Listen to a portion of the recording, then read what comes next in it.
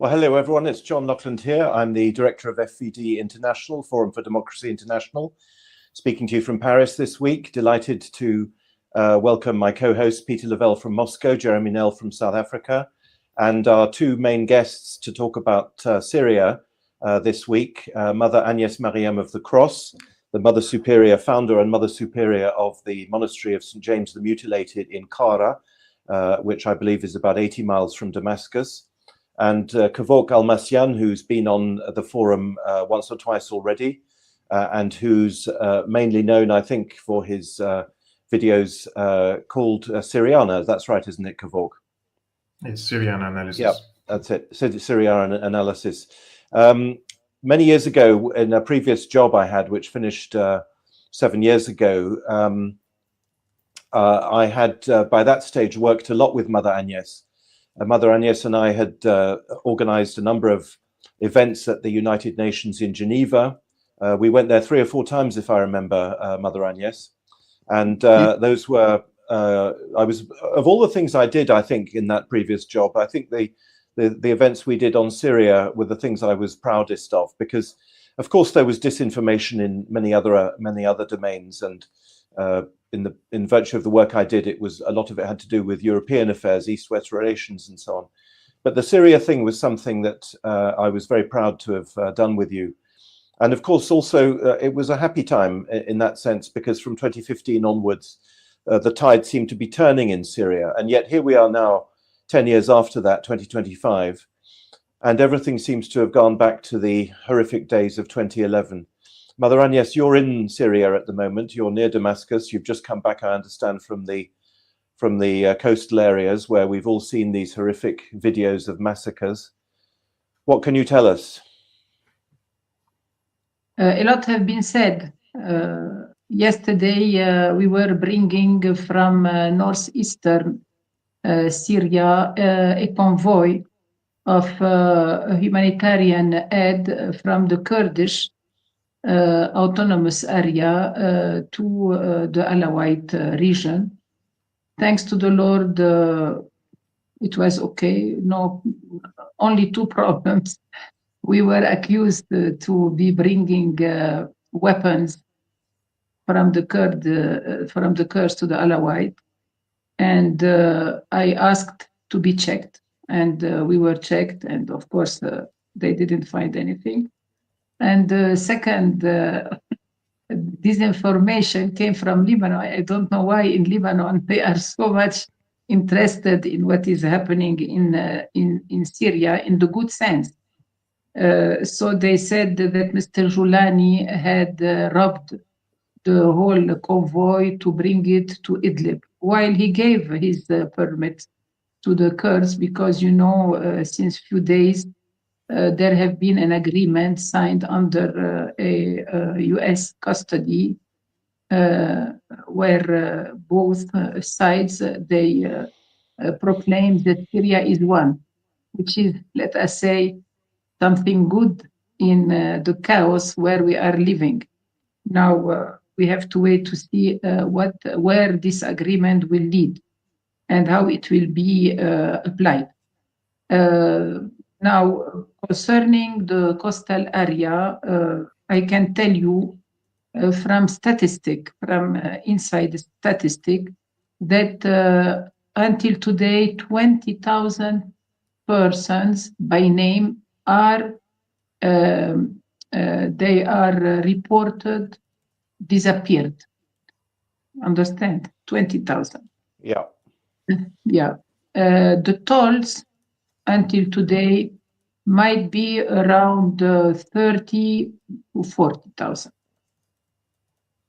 The number of people killed or wounded or disappeared?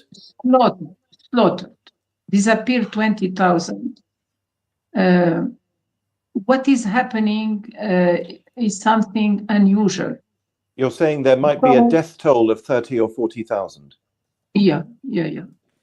Because, you know, the statistics are ongoing. The slaughters, the genocide have been happening everywhere in this region, from the north western side northern Latakia, eastern Latakia, to northern and eastern Tartus province.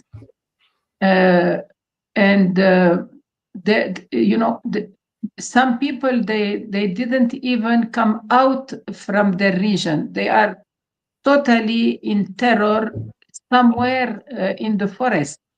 Yeah. Yesterday, in the Jabli region, Ras Al Ain mainly, and Beit Yashud, going to Hama province, they told me that during 2 weeks, they had to sleep every night in the forest to hide. And even yesterday, gangs would come and would enter like this, would drop, and would also tell them that we will come back and this time we will slaughter you. So, and it is facing the security forces, you see. The security forces are committing these atrocities. Is that what you're saying? No, they are watching and they are, let us say, helpless.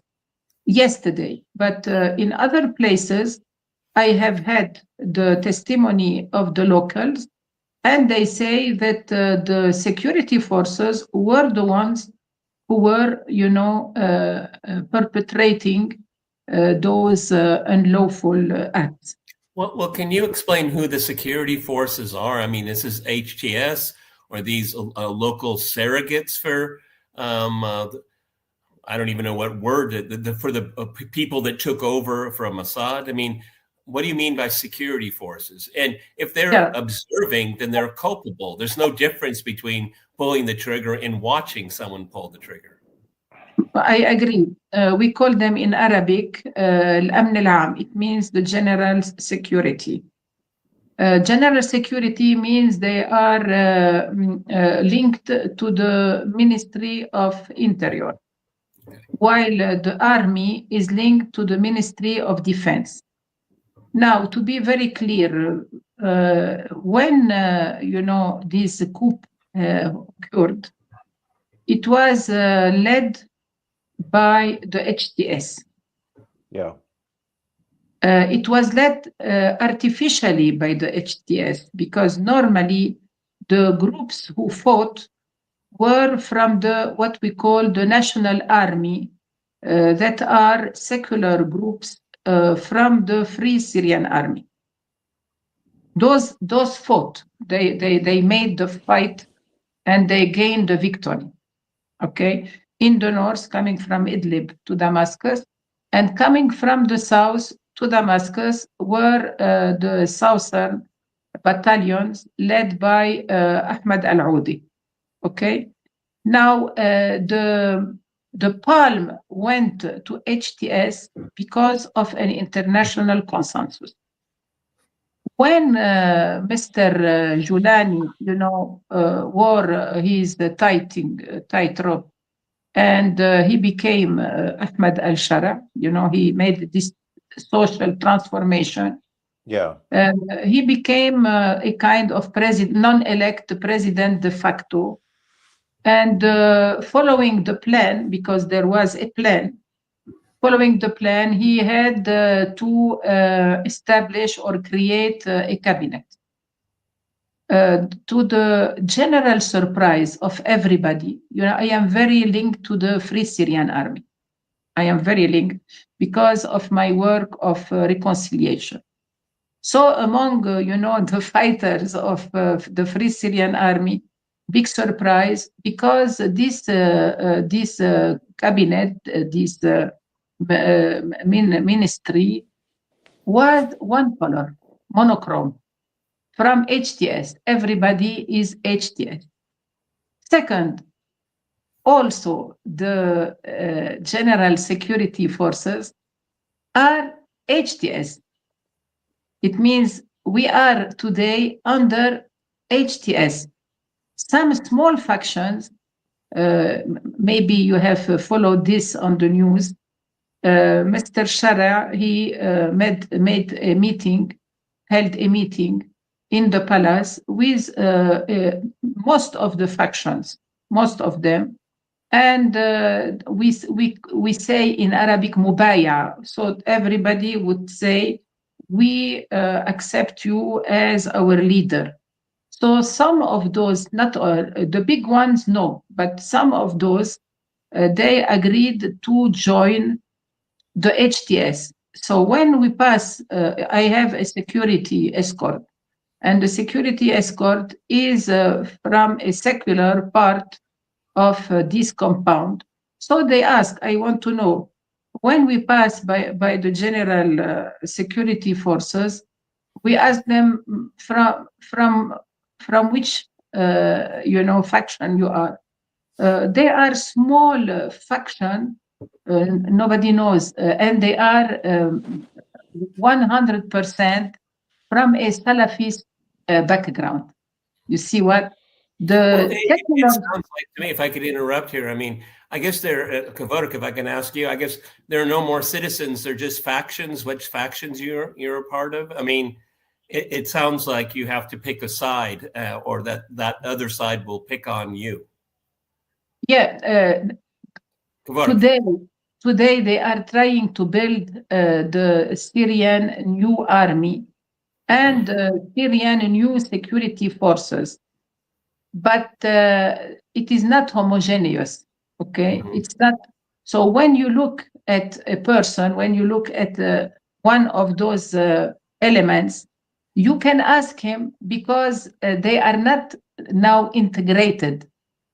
They are, making a duty, maybe receiving no salary until today, since 3 months, no salary until today, but they are promised to be given a salary. In all cases, you can define, you can ask from which faction you are, and they will answer you. But most of them are from the HTS, you see, or factions that are homogeneous with HTS.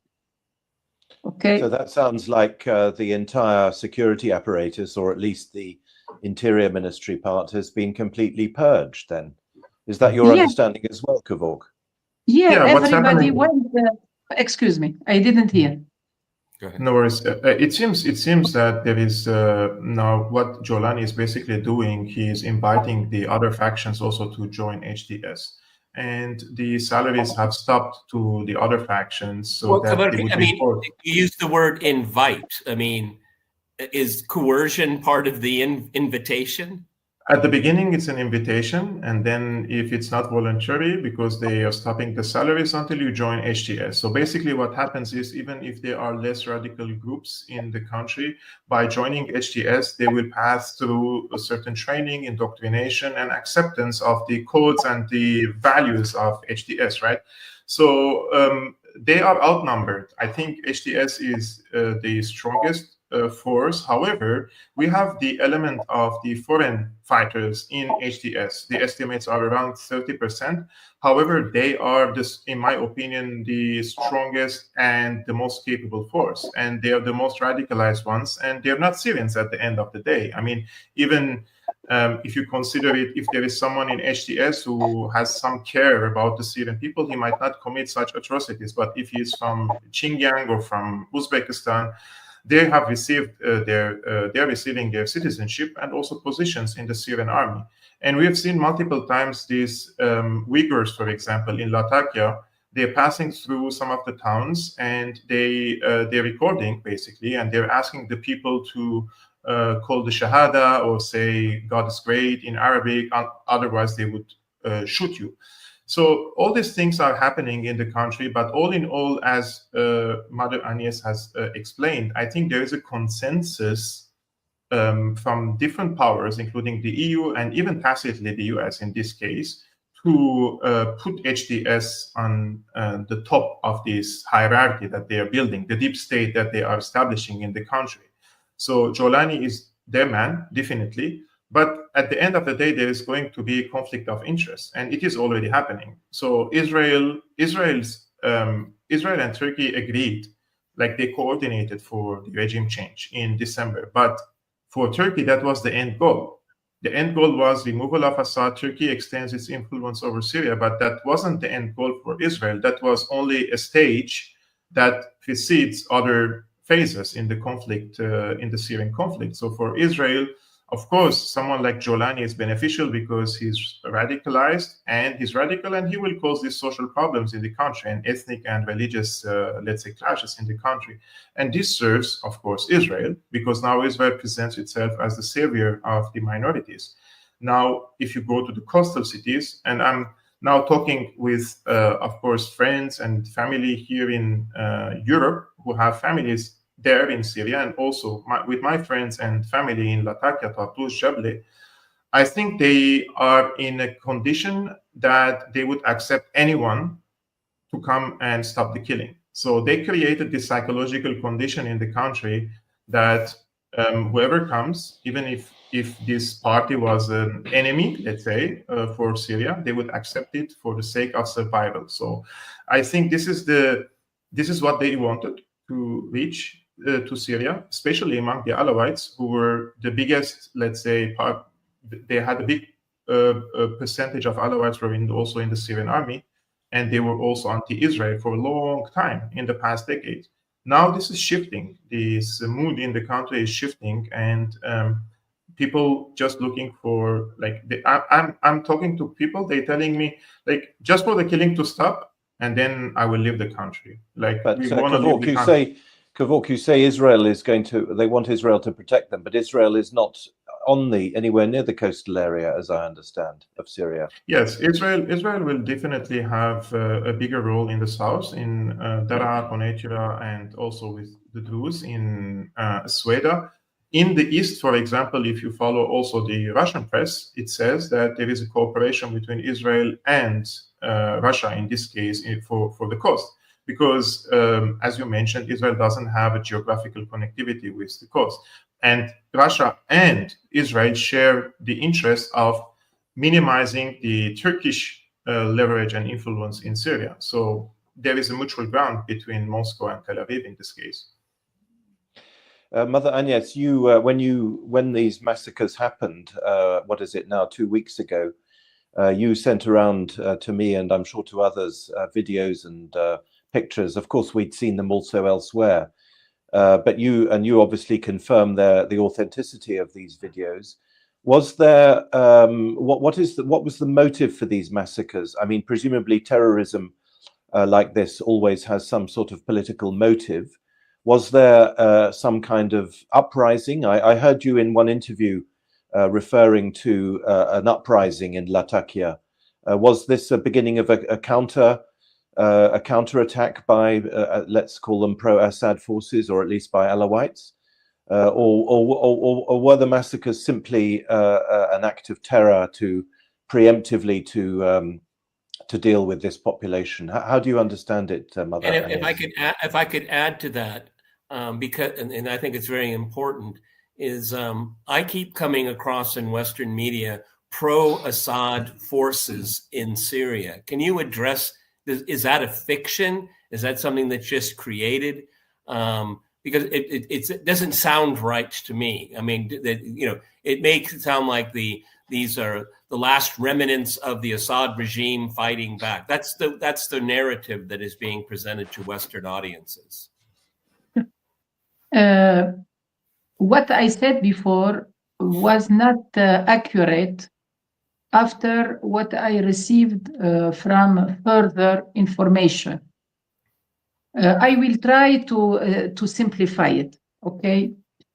First of all, we have to keep in mind that during the 3 months of the Jolani era here in Syria, there have been a way of acting with the Alawite that was premeditated. It means humiliate them and make their everyday life so dire that they will revolt.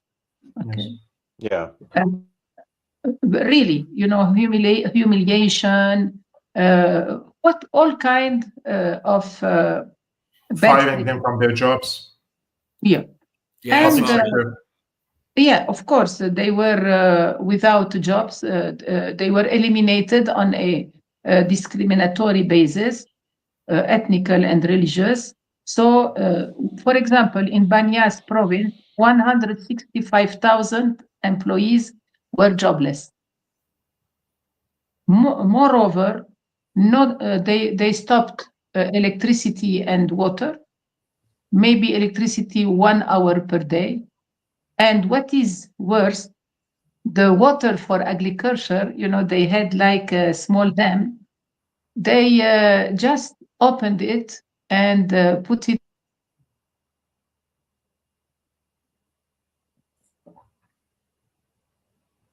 Okay, it looks like our guest is frozen.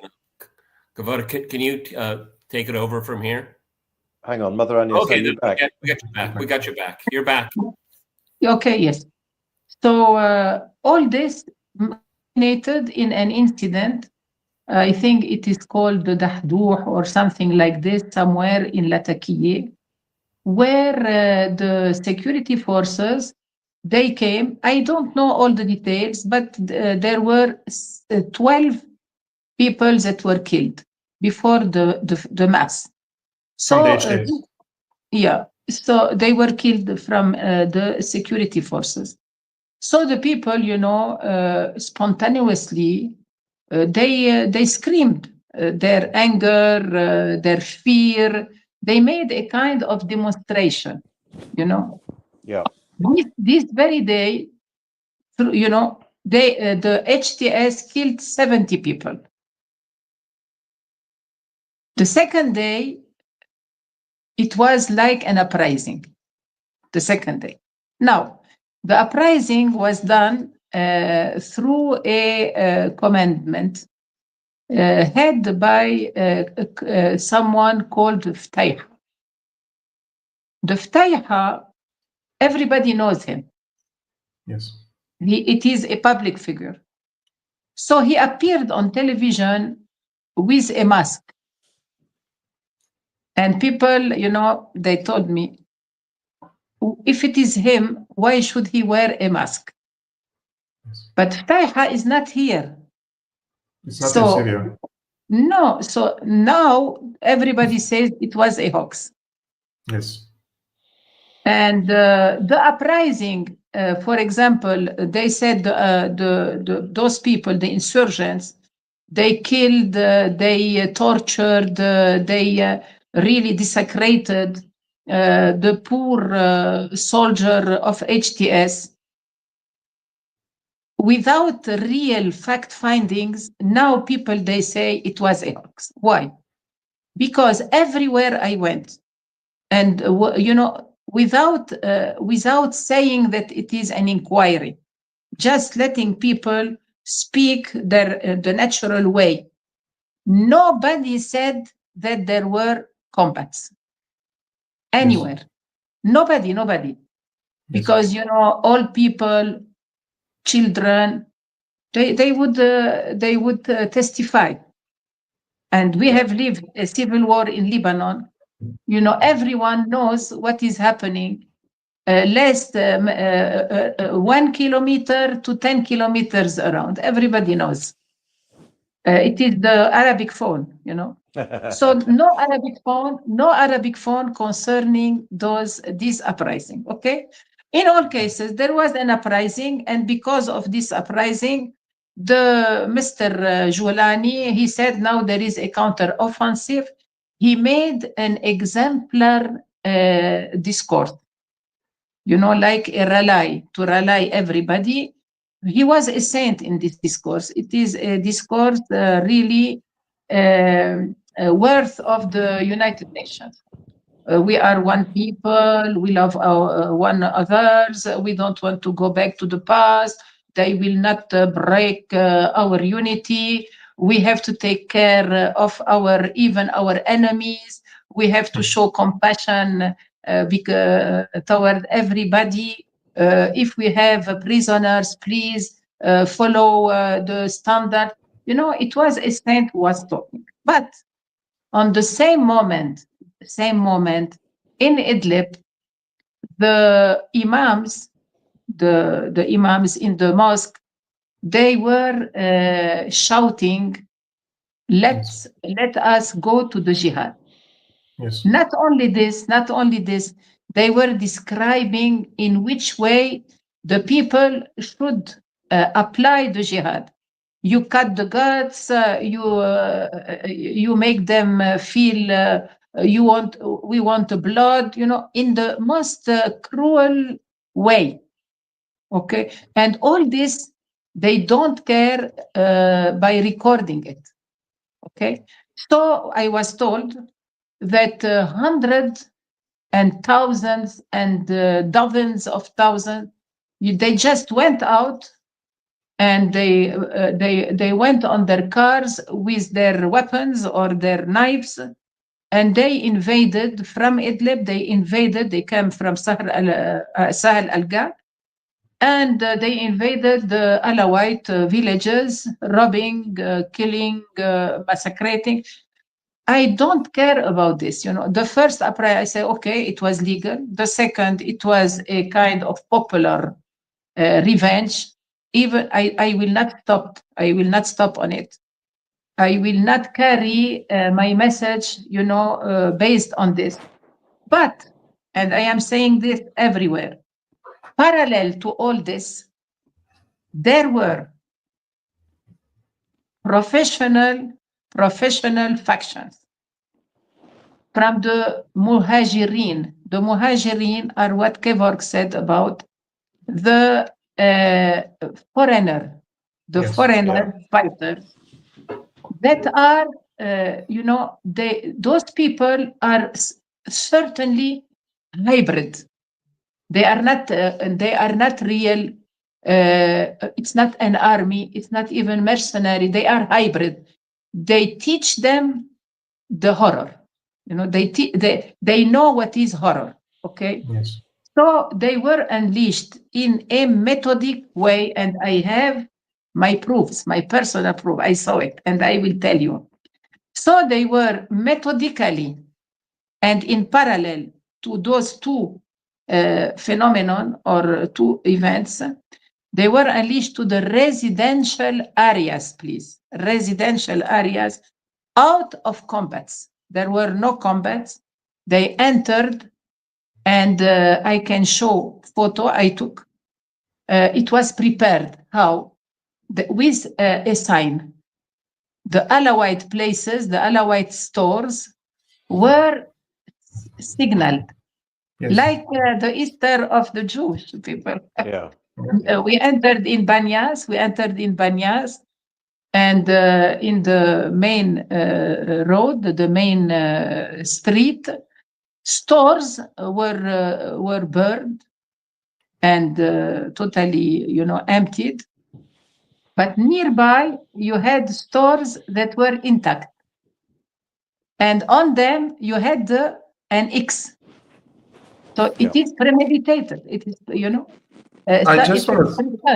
was prepared. Yes. I just want to say, Peter, something. Yeah, go ahead. Where is this going? Because from what we've heard is that what was premeditated was on part of the security forces here, and this sounds like a Nakba. I mean, is it? Yes. What is the goal here? I mean, obviously people are living in fear.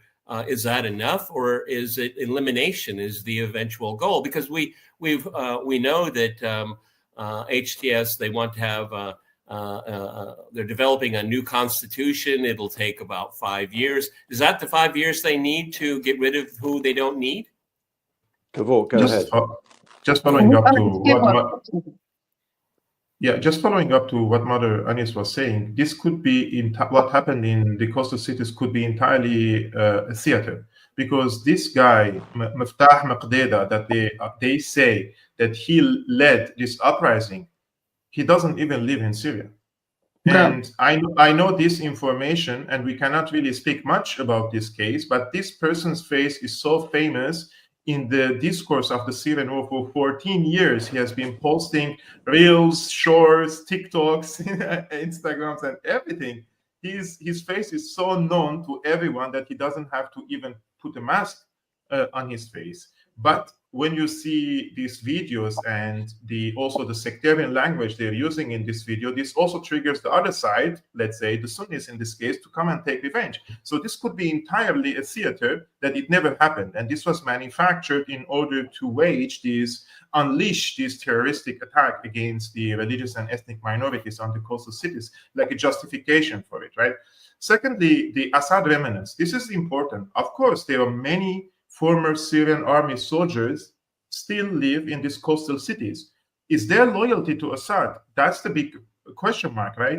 If you ask any Alawite today in the coastal cities about Assad, if Assad returns tomorrow, they're the ones who are going to kill him if he returns from Moscow. They're the ones who believe that he abandoned the people and went and left to Moscow. They believe that he's a traitor. This is what they are telling me on a daily basis. Ordinary people, some of which were conscripts in the Syrian army, right? And Assad is living a lavish life in Moscow. And everybody should know that he has no role or influence over the events in Syria at all. So let's put this aside. Now, what's the goal of going after the Alawites and the Christians in the coast? This is a Turkish-Qatari attack to begin with. This was an attack in order to teach them a lesson so that in the future they don't even think of participating in the political and military life in Syria. And this has been ongoing under the French mandate. The Alawites had some better treatment, let's say, than the Sunnis. And then when Syria gained its independence, nobody wanted to join the military back then. So they made it a socialist army. They gave incentives for the people to join the military, healthcare, education, rice, bread, etc. So the poor people joined the military. And most of the poor people were from the Alawites, the Christians, the Jews back then, into the military. And this led because the bourgeoisie didn't want to join the military and fight. And most of these bourgeoisie from Aleppo, Damascus, and Homs, who used to have the farms and the businesses, etc., they were from the Sunni class. So they didn't join the army. And back then they called the Syrian army the army of the sandals because the poor people who used to wear sandals on their feet, they joined the army. And this is still an extension for after 80 years, it is ongoing nowadays. So what they are trying to do here with this attack are two goals. One is to tell them it is forbidden for the Alawites to be part in the political life again in the next decades. If they think of threatening the authority, this is going to be the result. And the second goal is for every component in the Syrian society to start thinking narrow, to start thinking and identifying themselves according to their sub-identities. I went to a demonstration here. I was shocked. For the first time, I go to a Syrian demonstration, which I go for now over 9 years here in Germany. We all raised the Syrian flag and we all spoke as Syrians. Now everybody is just, when they introduce me to them, they're like, I'm your brother X, an Alawite. I'm your brother Y, Christian, an Armenian. Everybody is now identifying himself and herself with their sub-identity. And I think this already created these vertical divisions in the country, and everybody is living in a canton, do not want to interact with each other. So this is the pre-phase before the partition of Syria. In the best case scenario, I believe Syria will be federalized. And in the worst case scenario, it will be divided into many states. But when I'm asking the people, now this is not my opinion, when I'm asking the people in the coastal cities, they say we cannot live any longer with these people, with these savages. This is the terms that they're using. We cannot coexist with them. We've had enough in the past 100 years. That's why we went to the mountains, because we were persecuted by them for a long time. We went to the mountains so we protect ourselves from such attacks. And now they have cars and they have pickup trucks and they're coming after us into these coastal cities. We want our own region. This is what they are telling me. But in my opinion, well, before the regime change, I always used to say federalism could be the worst case scenario for Syria. And now I would say the best case is federalism. At least the country stays together. But is it going to happen? If Jolani doesn't change course, of course, Syria is headed for more bloody conflicts and complete partition of the country.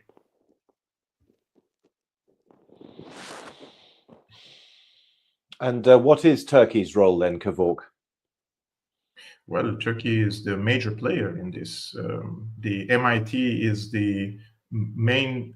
Let's remember, this type of attack happened in 2013, when from Idlib and from Turkey, they came to Kasab and other northern Latakia towns and villages. They have committed similar crimes, but back then there was a Syrian army and national defense forces, and they pushed them back again.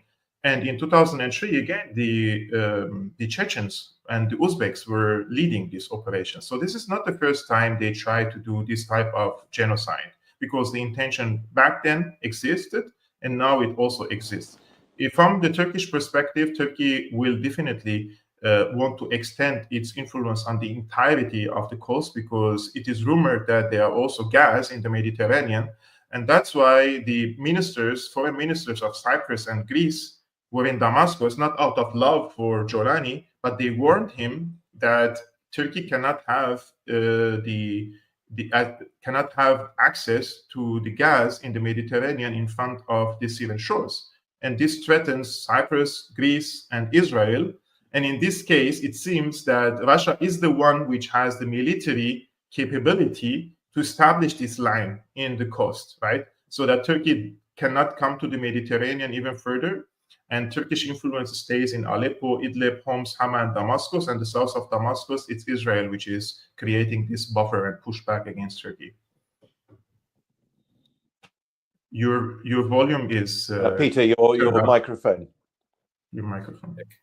Are there any limits to Israel's ambitions in slicing up Syria? Because HTS doesn't seem to have a problem with Israel; it has problems with its own citizens, and it has problems with Hezbollah, as you saw. Yes, yes. And the funny thing about this attack on Lebanon is that they say they're attacking Hezbollah because they wish that Hezbollah engages in a war with them, but Hezbollah had nothing to do with this confrontation with the HTS. They were the villagers, they were the armed clans, they were smugglers, basically, and we all know that area very well. Those were not Hezbollah fighters, but it's quite clear that he has like a to-do checklist, and in this case, Israel will, when it's revived its conflict in its war in Gaza, this could be extended to Lebanon as well. And Hezbollah could be sandwiched between HTS and Israel. I think that is the end goal. And that's why Hezbollah intervened in Syria in 2012 in Al-Qusayr city, because they saw the patterns of the military patterns and where they are advancing, and why basically they were so determined to occupy Al-Qusayr, which is a major supply chain for Hezbollah. So they intervened to push them away from the Lebanese borders. They delayed it for a decade. But now HTS is coming back. I think their intention is to start a sectarian conflict in the region between the Shias and the Sunnis. And this is mentioned even in the emails of Hillary Clinton, that the fall of Assad will trigger a Shia-Sunni war. And this is not a bad news, and it serves Israel. So if there is anyone from the Sunnis and the Shias are watching, probably they should cool down a little bit their inner conflict, because what they're basically doing, they destroy their own countries. They participated, let's say. And I disagree with the assessment of some people who say we only have to blame the imperialist powers. No, we should immunize our societies from such diseases. It is our duty as citizens and also authorities in the region to immunize the people from such radical ideas which could infiltrate into the society and cause such greater mayhem. Yes, if you are an imperialist power and you find a window to jump in, you will jump in. But if you close this window, they will not be able to jump inside our societies. So everybody paid the price, but most notably the minorities, because they are a minority and they are not armed. Unlike HTS, which has over 40,000 well-trained fighters with good equipment, so it's easy to hunt the people down. It's not a heroism for HTS coming after civilians. Like their entire journey from Aleppo to Damascus, they were driving at 40 kilometers per hour, right? Like it was a big convoy of cars and pickup trucks, and there was no resistance. They didn't do some heroism. in this during this regime change, and now they're going after the civilians. So it's so absurd, but it is intentional. And Peter knows, and John knows, and everybody knows the Armenian genocide. I mean, now that we are seeing it again televised, going from one door to another, humiliate the men, kill them in the streets, leave the kids and the women behind, vulnerable as well. And then in the second phase, they come and they rape them. This is how things happened during the Armenian genocide. Mother Agnes, is that your understanding as well? Is that your feeling? Kevork is not in Syria. Is that your feeling that the country is fragmenting? It seems obvious that it's fragmenting. In some ways, to us outsiders, it's amazing that it still exists at all as a political entity. But are you able to judge this, Mother Agnes? I will try, thank you. What we can say is that today Syria is no more a political entity. It is a political entity because the superpower who are tailoring a new reality are working or are acting with it as a political entity. But today Syria is no more a state. It's a geography without doors nor windows, where everybody is acting in a chaotic ways, and where those people who received the power, they received the power following an agenda. They are executing a project, and what is scary is that this project encompasses, it means contains genocide, Alawite genocide. Maybe tomorrow it will be a Christian genocide, after a Kurdish. I was in the Kurdish areas. The Kurdish are waiting for their turn. I mean that this agenda is macabre. It's a Machiavellic agenda. We have never seen it like this, you know. I just want to emphasize that we were in Tartus before a barricade of the security forces, and we topped with a battalion coming back in around 6 o'clock afternoon. So one of the elements of this battalion, you know, spoke to my security leader, He asked them, who are you? So he declined his identity. He is a part of the Free Syrian Army. And he asked, my security asked the other, and you, who are you? He said, we are, he gave a name, I will get it now, Ansar ad-Din. Ansar ad-Din, they are Pakistanis, you see. So the Pakistanis asked my security leader, he told him, from where are you coming? He said, we are coming from Al-Ghab, we passed through Banyas. The reaction of the Pakistani, did you slaughter? You see what? Like this. Yeah. You know, with a joyful remark, did you slaughter? So this is in a video. You know, I guard it for a commission of inquiry. I don't know how it will, you know, because there is no more law here. We are in a world with no more, no humanitarian law, no international law. That not only Syria, but even the United Nations, nothing, you know, is standing on. Well, if I could ask both of you, I mean, what does HTS get out of this? Kevork, I mean, the mother says, you know, there are no doors and there are no windows. What does HTS get out of this? I mean, are they just a surrogate for another project? And also, what is the plan, Mother Agnes? Because you said there's a plan. Is it to ethnically cleanse Syria and turn it into a Sunni Arab state, a homogenous Sunni Arab state?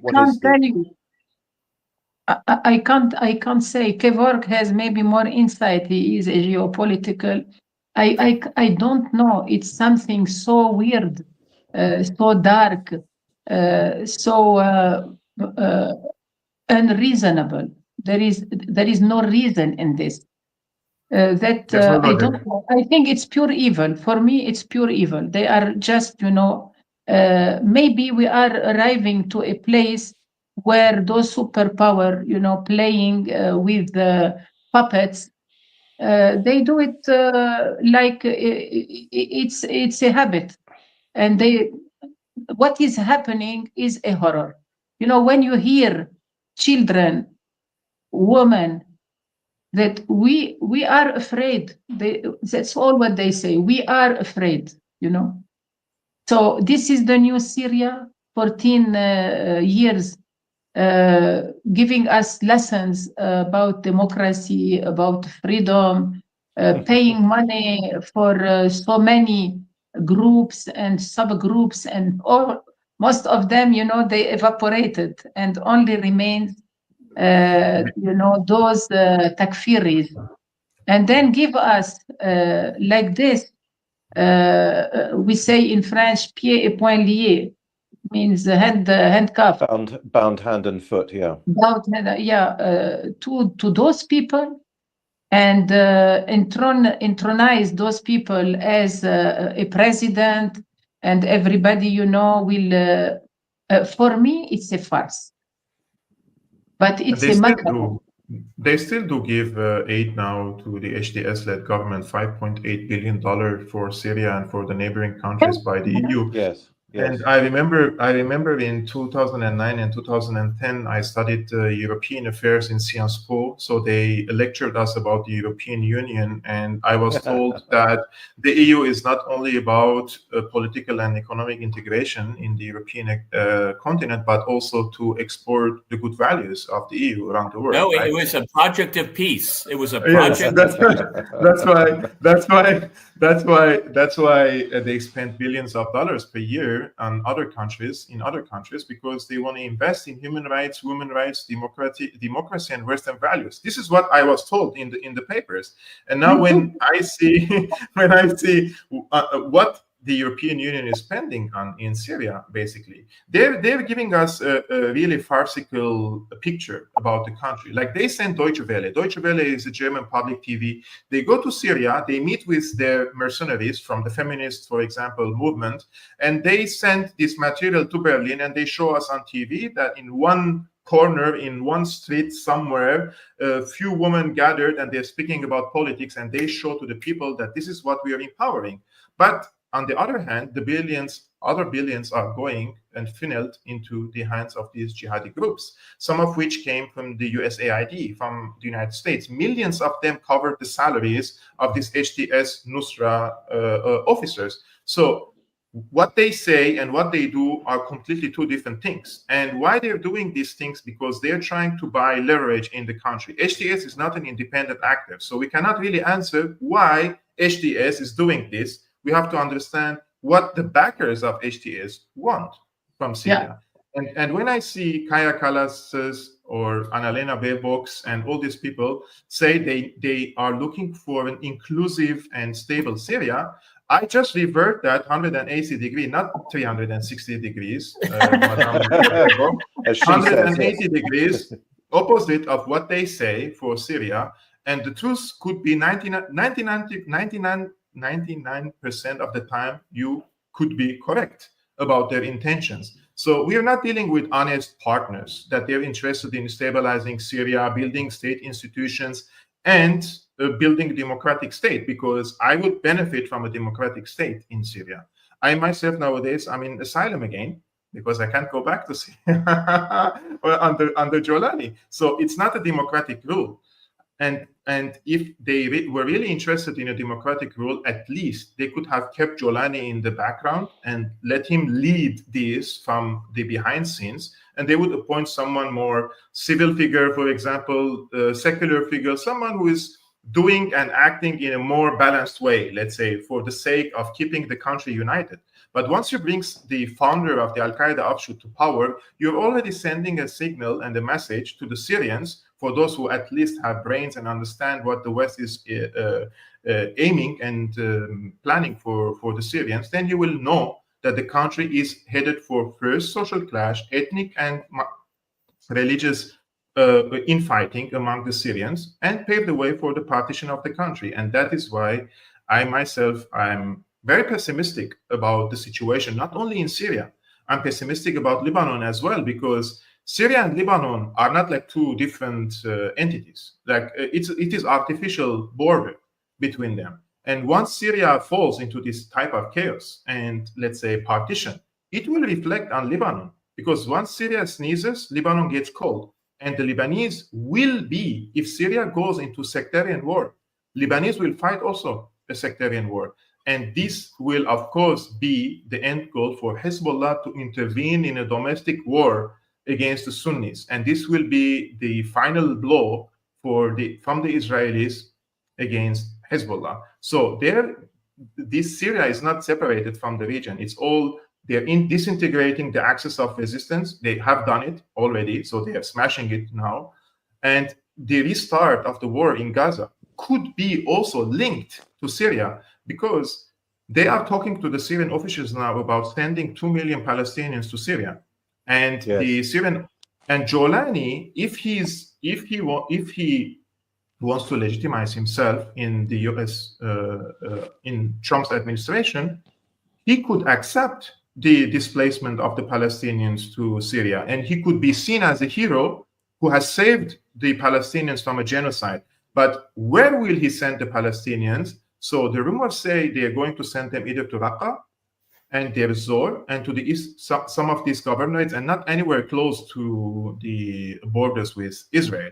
So this acceleration of the conflict or the bombardment of Gaza again, and also the bombing of Yemen, it's all interconnected in the context of the final solution for the Arab-Israeli conflict and kicking the Palestinians out from the Gaza Strip, since the Egyptians and the Jordanians will not accept them.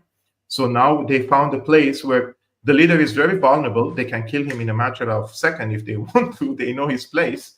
And he's looking for legitimacy in the region. So if the Saudis, the Qataris, the Americans, they talk to Jolani, he will accept this project, unlike in Jordan and unlike in Egypt, and he will be portrayed as a hero in the Arab world. They will say he is the savior of the Palestinian people. They will find something to polish his reputation again. Amazing.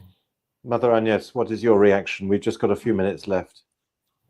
Of course, I respect. It's very reasonable.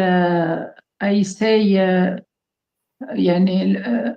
let us wait and see the drama, how it will display, the tragedy, because it's a tragedy what is, displaying under our eyes.